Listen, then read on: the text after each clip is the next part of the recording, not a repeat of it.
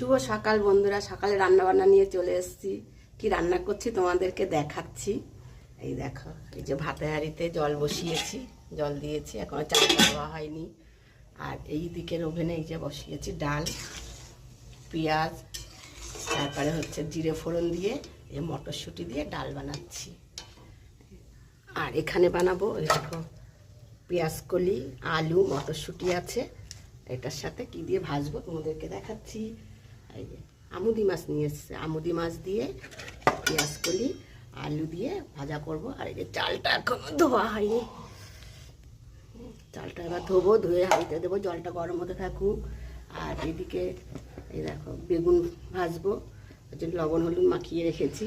তার সাথে দুটো ডিম সিদ্ধ করা হয়ে গেছে তোমাদের দাদা ভাইয়ের আর আমার জন্য। আর এটা কি করেছি বলো তো, টমেটো কুচিয়ে রেখেছি, কাঁচা টমেটো। আচ্ছা, কাঁচা টমেটো, পেঁয়াজ, রসুন, কাঁচা লঙ্কা কুচিয়ে রেখেছে। একটা আমলকিটা ভাতে সিদ্ধ দেবো। এই টমেটো দিয়ে, কাঁচা টমেটো দিয়ে, এই আমুদি মাছ দিয়ে একটু চচ্চড়ি মতো করা হবে। এই হচ্ছে আজকে আমার রান্নাবান্না।